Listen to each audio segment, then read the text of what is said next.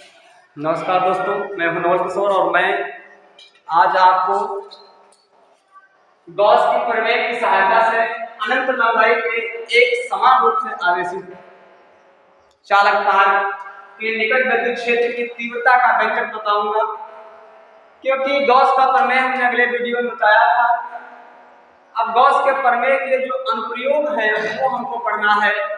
तो गॉस के प्रमेय के अनुप्रयोगों की बात करते हैं। तो पहला अनुप्रयोग का जो गॉस का ये है कि अनंत लंबाई का एक समान रूप से आवेशित चालक तार है, उसके निकट विद्युत क्षेत्र की तीव्रता का व्यंजक क्या निकालना है हमको। तो सबसे पहले हमने एक चित्र बना लिया।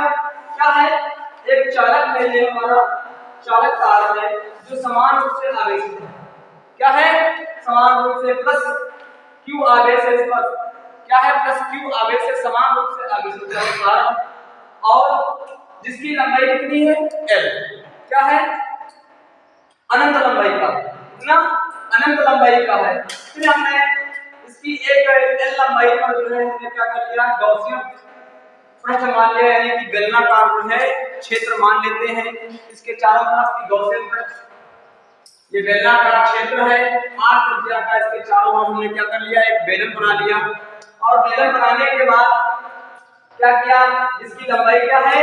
एल लंबाई है और इसका गॉसियन पृष्ठ S1 और S2 तथा उसके मध्य का जो है S3 है। क्या है? मध्य का S3 है। S3 है। इसका रेखीय आवेश घनत्व क्या है? लैम्डा है। इसका रेखीय आवेश घनत्व कहीं भी लिख सकते हो आप, लैम्डा है। इसका रेखीय आवेश घनत्व क्या है? लैम्डा है, रेखीय आवेश घनत्व। तो इस प्रकार से हमने चित्र बनाया है। भाषा क्या करती है कि माना अनंत लंबाई का एक समान रूप से आवेशित क्यू आवेश से आवेशित क्यू आवेश से आवेशित एक चालक तार है जिसके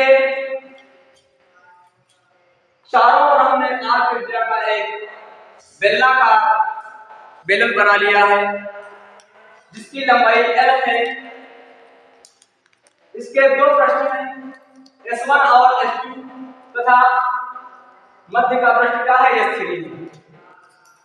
तीनों पृष्ठों में क्या कहा जाए? इनके जो है पृष्ठों जो प्रश्न है इनके बेलन के, इनमें हमने लघु अवयव मान लिए।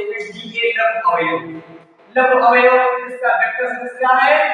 DA है और E का विद्युत क्षेत्र है। ठीक इसी प्रकार से हमने इसमें भी माना है, दूसरे भी प्रश्न में माना और S3 प्रश्न में मान लिया हमने। अब बात करते हैं कि लघु अवयव के कारण लघु अवयव से गुजरने वाले विद्युत फ्लक्स की बात करते हैं। लघु अवयव से गुजरने वाले कुल विद्युत फ्लक्स की बात करते हैं। तो सबसे पहले क्योंकि हमको जो भी निकालना होता है तो सबसे पहले हम क्या करते हैं? लघु अवयव के बारे में बात करते हैं। तो हमारा ये कह लीजिए कि वक्राकार पृष्ठ से जो है कि लघु अवयव से गुजरने वाला विद्युत फ्लक्स, वक्राकार या कह लीजिए पृष्ठ से या कह लीजिए बेलन के पृष्ठ से, बेलन के पृष्ठ से गुजरने वाला लघु अवयव से गुजरने वाला विद्युत फ्लक्स। तो हमारा लिख लीजिए बेलन, बेलन या वक्र कह लीजिए इसे, वक्राकार, वक्राकार पृष्ठ से पृष्ठ के लघु अवयव से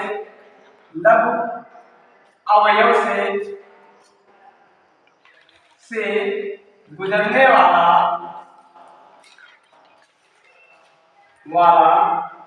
विद्युत फ्लक्स क्या निकालेंगे हम? विद्युत फ्लक्स। क्योंकि हम लघु अवयव की बात करते हैं भैया, तो लघु अवयव माने छोटा, हमारा लघु अवयव DA है, तो DA की बात कर लेते हैं। हमको प्लस का सूत्र क्या पता था कि पाई ई हमारा जो फ्लक्स होता था क्या हुआ करता था? Vector E into DA vector सूत्र हुआ करता था हमारा। तो हमने क्या किया? इसको जो है लिख दिया कि E DA cos थीटा के क्यूब। पहले बता चुके हैं कि क्या होता है, एक डॉट वेक्टर बी डॉट बराबर क्या होता है ए बी cos थीटा, तो उसी प्रकार से लिख देते हैं इसको, ये लघु है ना, तो डी फाई ई बराबर E D A cos theta.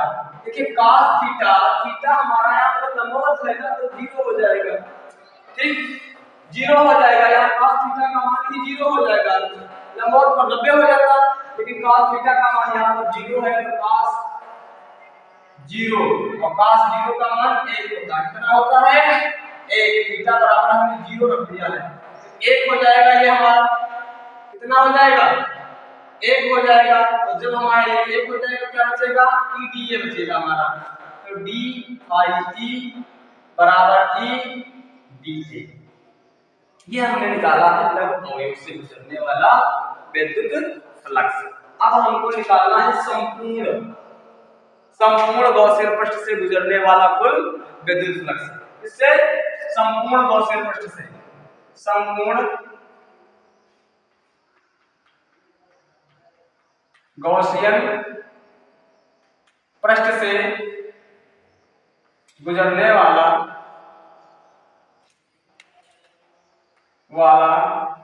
विद्युत फ्लक्स। तो संपूर्ण गॉसियन पृष्ठ से, यानी कि जब संपूर्ण की बात करते हैं तो हम क्या कर लेते हैं, इंटीग्रेशन लगाते हैं, समाकलन लगाते हैं ना, तो समाकलन का चिन्ह हम लगा लेंगे, क्या लगा लेंगे, समाकलन का चिन्ह लगा लेंगे, और हमारा पृष्ठ संपूर्ण क्या है S3 हो जाएगा, क्या हो जाएगा S3 की बात करते हैं, क्या हो जाएगा डी पाई ई, और समाकलन इधर भी हो जाएगा ई डी ए S3। अब क्या हुआ, जब हम समाकलन करते हैं तो समाकलन में देखिए जो d है हमारा, समाकलन में चला जाएगा, केवल फाई ई बचेगा ना, तो फाई ई ही केवल रखते हैं, फाई ई।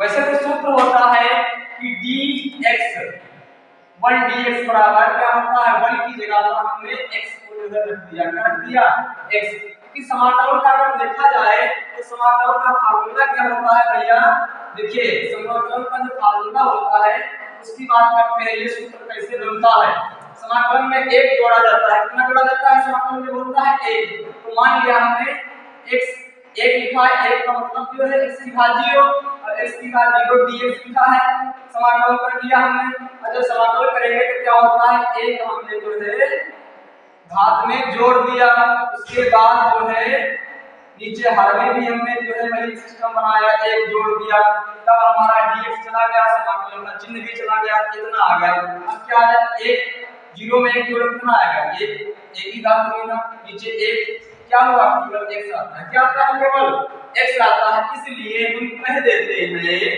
ये सब ना कह करके केवल कहते हैं d हमारा कैंसिल हो जाएगा, हमारा फाई आ जाएगा, जैसे कि इसमें केवल x आया था, तो शॉर्टकट में कह सकते हैं, वैसे तो इसका प्रोसेस ये है।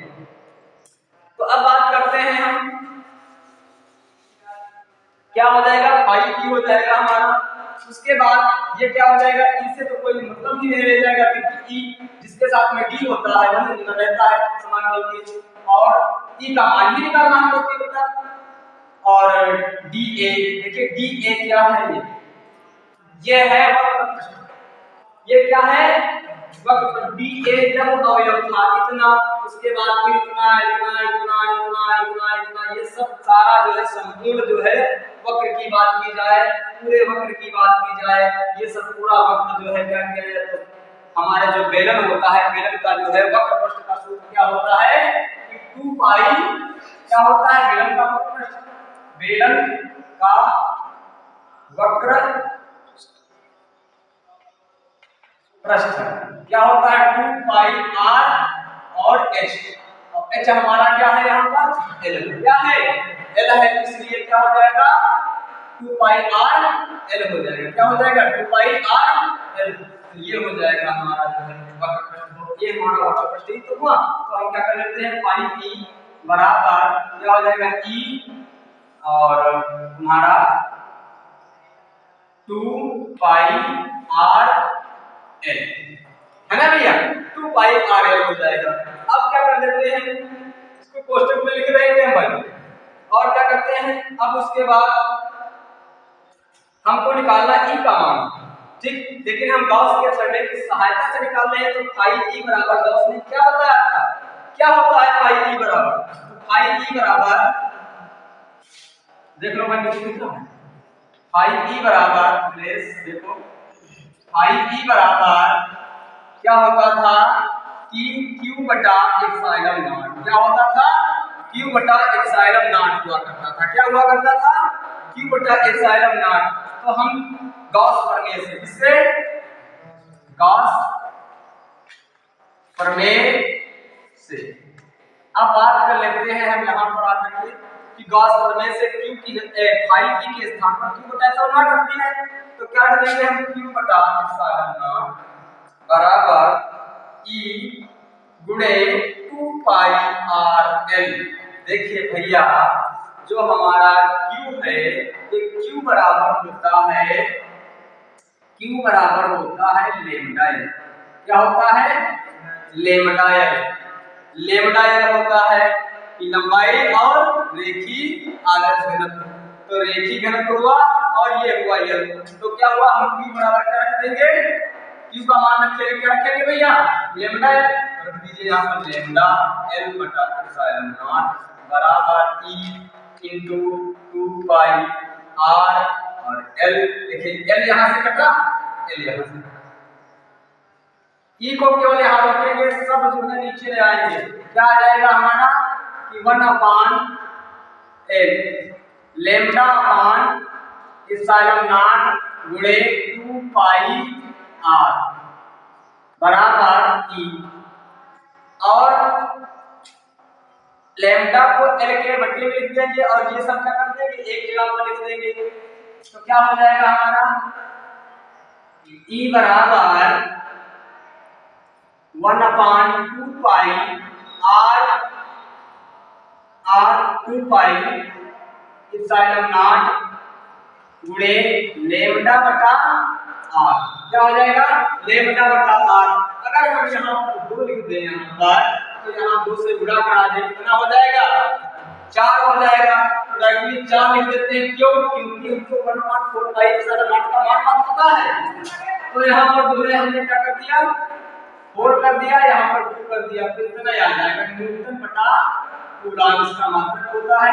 ये हमारा आ गया है, कितना आ गया, न्यूटन बटा कूलॉम इसका मात्रक होता है। ये हमारा जो है